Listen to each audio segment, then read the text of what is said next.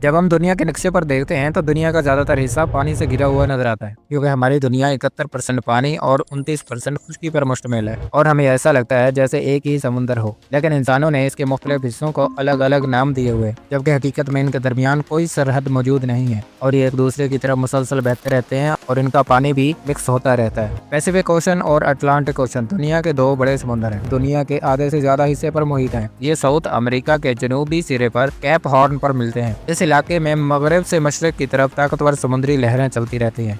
लेकिन हमारे सामने कई ऐसी वीडियोस आती रहती हैं जिन्हें देखने पर ऐसा लगता है जैसे दो समुंदर आपस में मिक्स नहीं हो रहे होते हैं। वहाँ पर दरअसल दो कलर शो हो रहे होते हैं, ब्राउन कलर और ब्लू। ब्लू कलर दरअसल समुद्र के पानी का नजर आ रहा होता है और ब्राउन कलर फ्रेश वाटर होता है, जो कि ग्लेशियर के पिघलने पर दरियाओं से बहता हुआ समुद्र में पहुंचने वाला पानी होता है। इन दो मुख्तलिफ नजर आने वाले वाटर बॉडीज की प्रॉपर्टीज भी मुख्तलिफ होती हैं, जैसे कि डेंसिटी लेवल, साल्ट लेवल और डिफरेंस इन टेम्परेचर। इसके साथ ही दरियाओं से आने वाले फ्रेश वाटर अपने साथ लोहे, मिट्टी के जर्रात भी समुद्र में ले आते हैं। इस तरह पानी की प्रॉपर्टीज में फर्क करना वाटर स्ट्रेटिफिकेशन कहलाता है।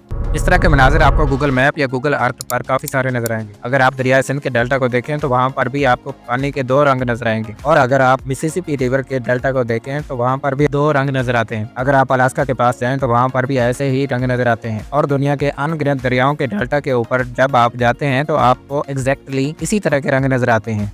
दरियाओं से आने वाले फ्रेश वाटर की डेंसिटी 1 होती है, जबकि समुद्र के पानी की डेंसिटी 1.025 के करीब होती है। सादा अल्फाज में अगर आपको बताएं तो समुद्र का पानी थोड़ा भारी होता है और दरिया का पानी थोड़ा हल्का होता है। पानी की सबसे अहम 3 प्रॉपर्टीज हैं जिनकी बुनियाद पर हम कह सकते हैं कि ये पानी मिक्स होगा या नहीं होगा। इनमें सबसे अहम खसूसियत थर्मोक्लाइन है। यह खसूसियत डिपेंड करती है कि टेम्परेचर कितना है। अगर दो मुख्तलिफ टेम्परेचर के हामिल पानी हो तो उनका मिक्स होना उतना ही मुश्किल होगा जितना उनके दरमियान टेम्परेचर डिफरेंस होगा। पानी की दूसरी अहम प्रॉपर्टी केमिकलाइन है, जो इस चीज को डिटरमाइन करने में मदद करती है कि पानी की केमिकल प्रॉपर्टीज कैसी है। अगर दो वाटर बॉडीज केमिकली आपस में एक जैसे हैं तो वो आसानी से मिक्स हो जाएंगे, और अगर दो वाटर बॉडीज का आपस में केमिकली फर्क है तो इनका मिक्स होना मुश्किल होता है। Third property heliocline. इसका ये मतलब होता है कि मिक्स होने वाले पानी के मॉलिक्यूल के दरमियान टेंसाइल स्ट्रेंथ कितनी है। अगर दो वाटर बॉडीज के मॉलिक्यूल में टेंसाइल स्ट्रेंथ मैच कर जाए तो वो मिक्स हो जाएंगे।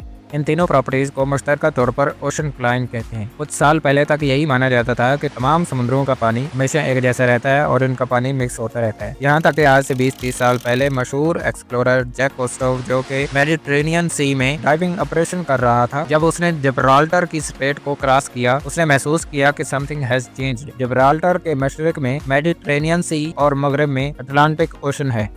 लेकिन बाद में तहकीक की गई तो मालूम हुआ कि मेडिटेरेनियन सी, जो कि बहुत से ममालिक के दरमियान में है, तो वहाँ के दरियाओं से फ्रेश वाटर आ रहा होता है। और मेडिटेरेनियन सी के पानी की ना सिर्फ वाटर लेवल में स्लाइटली डिफरेंस है, बल्कि उसकी प्रॉपर्टीज में भी काफी फर्क है as compared to the water of Atlantic ocean. हकीकत में मेडिटेरेनियन सी, जो कि अटलांटिक ओशन का ही हिस्सा है, लेकिन इनका पानी जहाँ पर मिल रहा होता है वहाँ ऐसा लगता है जैसे कोई इनविजिबल दीवार हो, जो कि हकीकत में कोई दीवार नहीं होती है, और इनके दरमियान प्रॉपर्टीज में डिफरेंस होने की वजह से मिक्स नहीं हो रहे होते हैं। तो हमें सरफेस से ऐसे ही लगता है कि जैसे इनके दरमियान कोई दीवार खींची गई हो, जो कि इनको मिक्स नहीं होने दे रही। इसी तरह का मंजर आपको कैप हॉर्न के मुकाम पर भी देखने को मिलता है, जो कि जनूबी अमेरिका के जनूबी सिरे पर वाक़ है, जहाँ पर साउथ पैसिफिक और साउथ अटलांटिक ओशंस मिल रहे होते हैं। ये दो समुद्रों के मिलने का नजारा आसानी से देखा जा सकता है। बाकी तमाम समुद्रों के मिलने का नजारा आप वाटर बॉडीज के ऊपर से नहीं देख सकते। इसे या तो आप डाइव कर रहे हो तब महसूस कर सकते हैं, या फिर लैब में पानी का टेस्ट करने पर ही मालूम होता है।